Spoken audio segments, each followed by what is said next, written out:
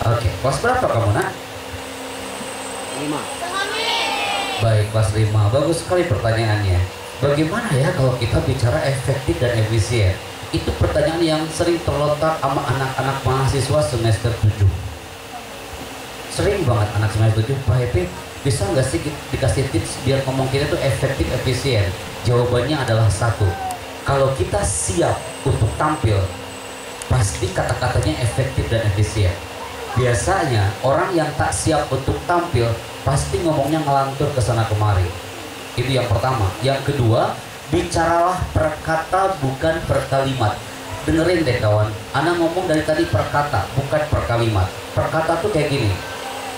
Selamat pagi, saya hari ini senang sekali berjumpa dengan kalian. Darul Iman harus bangkit dengan benderanya dan harus menyapa Nusantara ini. Itu per kata. Tapi kalau per kalimat, teman-teman hari ini saya senang sekali ya. Jadi begini ya, saya itu sebenarnya sih dari kemarin sih udah niat banget ya. Jadi gini, jadi kan saya itu per kalimat. Orang tuh pusing dengernya. Tapi kalau per kata orang akan nyaman banget dengernya. Kita, jadilah pembicara yang mengesankan bukan memuaskan. Jadilah guru yang bicaranya itu mengesankan, ngangenin dan berdampak bagi siswanya. Bukan guru yang bicaranya hanya memuaskan. Kalau memuaskan, santrinya akan bilang, Ustaz, ya Allah anak puas banget kalau antum udah ngajar, anak puas banget, anak puas. Dia puas, keluar dari ruangan dia lupa. Tapi kalau mengesankan, sampai mati pun dia akan ingat dengan gurunya. Kata-katanya disimpan di otaknya, menjadi good memory. Itu pembicara mengesankan. Apapun profesinya, jadi guru mengesankan, bukan hanya memuaskan. Itu dia. Tepuk tangan buat dua penanya hari ini. Oke, teman-teman, lihat layar di atas. Sebentar, Anda harus linkkan ini. Ini adalah permintaan ketika kami mengisi di Kementerian Pendidikan. Bapak Muhajir juga di situ, Bapak Menteri hadir, dan Pak Muhajir meminta ini diserahkan ke seluruh lembaga pendidikan termasuk pesantren. Lihat layar di sana ada tulisan potret pendidikan di Nusantara. Ternyata teman-teman, kenapa pesantren Darul Iman berdiri sampai sekian tahun ini? Paling tidak mengangkat peringkat pendidikan di mata dunia.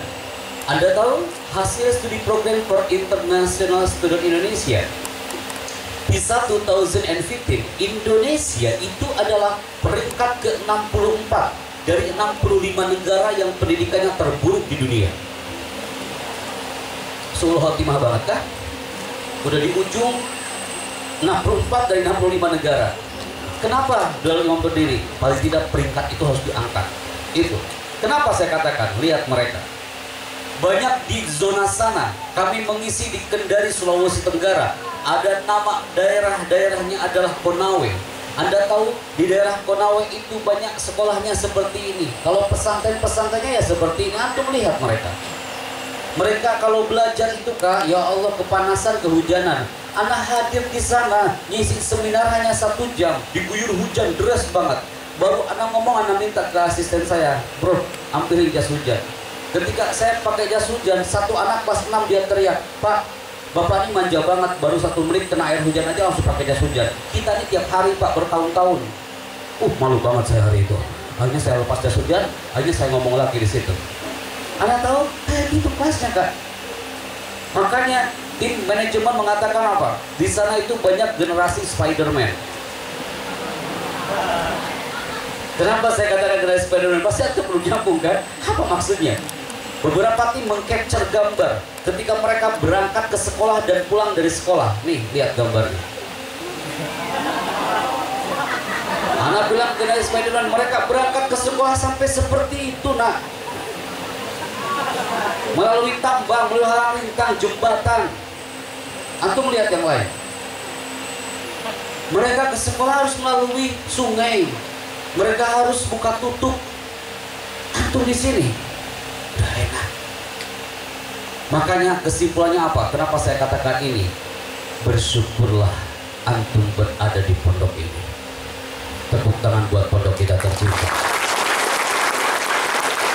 Tak perlu antum dari asrama ke kelas, apa ada dari asrama ke kelas buka tutup, antum harus melalui sungai dulu? Tak ada. Antum pagi sambutlah pagi hari itu dengan indah. Antum libur hari apa? Pasti antum hari Kamis sorenya banyak yang senang banget karena besoknya libur, betul? Antum masuk lagi hari apa? Jumat pagi antum senang banget, Jumat siang antum senang, Jumat sore antum senang, malam Sabtu datang antum langsung ke kamar dan mengatakan, ya Allah kenapa ada lagi hari Sabtu? Iya kan? Guru juga sama, jangan sampai tertanam. Di luar banyak yang benci dengan hari Senin. Kenapa? Tuh, pengalaman ya. Gimana mau jadi orang berkarakter, dia sama hari aja gak suka. Muncul di status medsos di mana-mana. Ya Allah, kenapa ya hari Senin itu hari yang gak pernah salah tapi sering dibenci orang?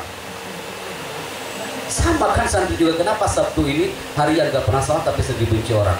Thinking, positive thinking. Oke, next slide. Uji ya. Fokus Anda hari ini. Kepulauan apa? Anda tahu ada sebuah tradisi di Kepulauan Solomon.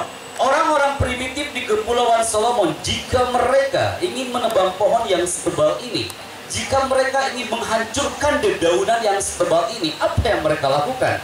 Mereka tak punya alat untuk menghancurkan alat itu. Mereka primitif, kawan. Mereka tak punya gergaji digital, mereka tak punya sensor. Akhirnya apa yang harus mereka lakukan? Apakah mereka harus cari alat? No. Ternyata mereka selama 40 hari 40 malam, orang-orang Kepulauan Solomon, mereka berkeliling datang ke pohon itu dan mereka berteriak di pohon itu, pohon ini akan tumbang, pohon ini akan hancur, pohon ini akan tumbang, hancur, tumbang, hancur, tumbang, hancur, hancur, tumbang. Selama 40 hari 40 malam, biiznillah, dengan izin Allah, dengan the power of vokal, kekuatan vokal itu bisa menghancurkan sekian hormon yang ada di pohon ini. Pohon ini hampir hancur dan daunannya itu hampir berjatuhan hanya dengan teriakan. Ingat, mohon maaf Bapak Ibu guru yang sudah berkeluarga, satu teriakan terhadap buah hati bisa membunuh jutaan hormon anak itu. Kita hanya mengatakan, yuk keluar, hanya 2 kata, tapi jutaan hormon tertembak hari itu. Anak itu langsung lumpuh hormonnya. Dia berpikir, oh berarti kalau nanti ada orang yang bikin kesal sama aku harus teriak seperti itu. Apalagi buah hatinya anak-anak SD. Kalau antum-antum ini pesantren diteriakin teriakan itu positif, kawan. Antum safe. Andaikan pengurus, ustadz, ustadzah meneriakin antum, kamu harus jadi manusia, kamu harus jadi orang, kamu itu harus hebat, itu teriakannya positif. Keep di benak kita. Ingat kawan, teriakan. Maka hari ini anak mohon antum berteriak seperti teriakan Kepulauan Solomon. Meneriakan apa? Meneriakan redaksi. Ini dia. Teman-teman, lihat gambar ini. Ada 3 kata. Satu kata yang pertama paling atas adalah sayang, bukan min, main. Nggak apa-apa ya, karena evaluasi ya. Sampai min tadi ya. Boys, girl, the first kunci seorang pembicara yang hebat, leader yang hebat, santri yang berkarakter, guru yang hebat, dia melakukan segala ranahnya dengan menggunakan mind. Pembicara yang hebat, dia akan berbicara dengan hati. Orang yang antum tahu Agim? Agim pernah bicara. Banyak di antara kita yang kalau bicara itu dia berbicaranya itu tidak dengan hati ya. Itu ya Ustaz ya, Agim ya. Jadi kalau kita ingin didengarkan oleh orang itu dengan hati, kitanya harus berbicara dengan hati ya. Banyak di antara pemimpin di luar sana yang bicaranya tak dengan hati. Jadi rakyatnya tak punya hati. Santri pun sama. Antum ingin didengarkan manusia yang hebat di luar sana, antum harus menjadi pendengar yang hebat. Guru yang berkarakter adalah guru yang bisa bicaranya itu dengan hati. Orang tua yang berkarakter, orang tua yang bicaranya dengan hati. Bedakan deh. Mohon maaf ya, ini ke parenting. Ini mudah-mudahan next buat orang tua murid ya Ustaz ya. Ada orang tua yang manggil anak ini, nah sini saya, A, B, nah sini. Pilih yang mana, yang A atau yang B? Pasti kalian memilih yang A. Nanti saya akan sampaikan ke orang tua kalian. Kalau Anda merindukan kalimat yang tulus dari hati dan lembut penuh cinta. Nah, kamu itu harus jadi anak yang hebat, nah ya. Saya sengaja saya sekolahkan kamu di pesantren itu biar kamu jadi orang yang hebat, nah. Itu yang pertama. Yang kedua, nah, Bunda doain kamu jadi orang yang sukses, nah ya. Andaikan Bunda mati nanti, oh yang pertama datang ke kuburanku membaca doa untukku, nah. Lebih menyentuh yang mana? Yang pertama apa yang kedua? Pasti antum langsung ambil itu sejadah, bersujud syukur di hadapan Rabb, ya Allah. Aku ini harus menjadi jembatan surga orang tuaku, ya Allah. Jangan sampai orang tuaku pintar mengaji sedangkan aku tak pernah menyentuhmu, ya Allah. Atau sebaliknya. Itu dia. Itu semua dari hati. Dan yang ketiga adalah berarti apapun yang terjadi, antum mungkin Ustaz Sidan nanya ke saya, Pak Epi, tidak capek Pak? Kemarin pagi ngomong di Senayan sampai siang. Ustaz Diko nanya lagi, Pak Epi nggak capek? Siang ngomong lagi sampai sore. Malam flight penerbangan nyampe sini setengah 11, nyampe sini subuh, habis itu ngomong lagi. Pak Epi nggak capek ngomong terus dari kemarin pagi, hari ini ngomong, nanti malam kita ke Palembang Kota, besok kita ke Jakarta, habis itu berangkat lagi ke Aceh, habis itu ke Gontor Putri. Seminggu full. Pak Epi nggak capek, nggak kehabisan itu suara. Teman, spirit harus ada apapun yang terjadi. Kalau kita melakukannya dengan heart, antum santri yang punya hati, tak ada kata istilah tak betah. Jangan sampai orang tua antum datang, Umi, Abi, Pak, Bu, saya nggak betah di pondok ini, Pak, Bu. Anda tak berkarakter hari itu. Sampaikan kabar gembira buat orang tuamu, sayang. Ketika orang tua mau datang, sambutlah dia. Assalamualaikum, Bapak, Ibu, Abi, Umi, smile face, smile voice. Nah, kamu betah di sini? Oh, betah dong, Bu. Sebenarnya nggak betah dia. Tapi kamu sampaikan hari itu dari energi, orang tua akan mengamini. Aku bangga punya kau anakku yang betah di sini, ya. Amin, makasih Ibu. Nikmati setiap detiknya di sini, nak. Nikmati. Anak aja kangen sama Mahat. Itu dia. Mind, heart, spirit. Apakah?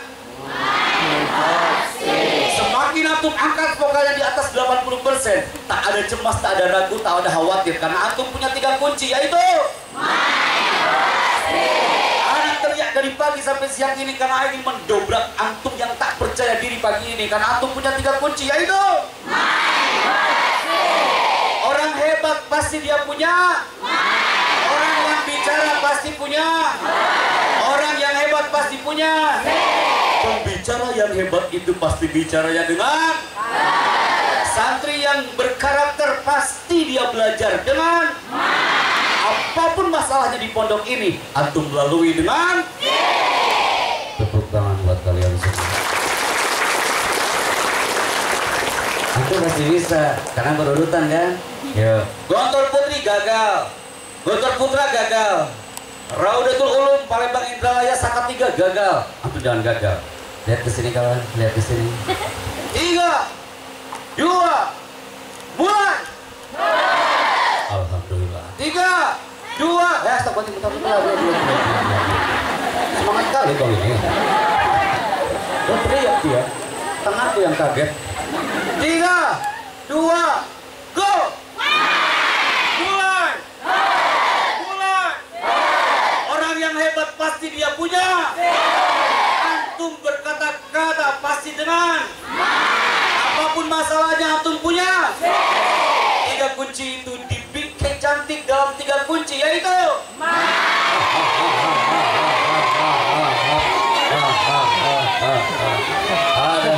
yang anak khawatir apa? Cowok di mana-mana cowok itu tak mengucapkan kalimat itu. Apa yang teriakan?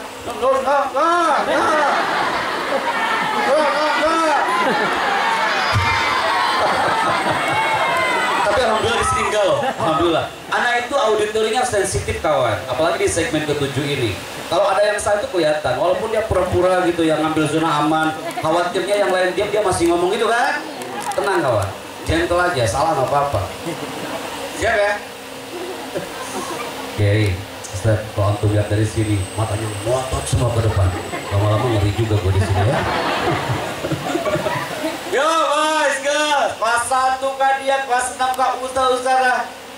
Angkat seperti ngangkat suaranya ke Pulauan Solomon. 3, 2, mulai.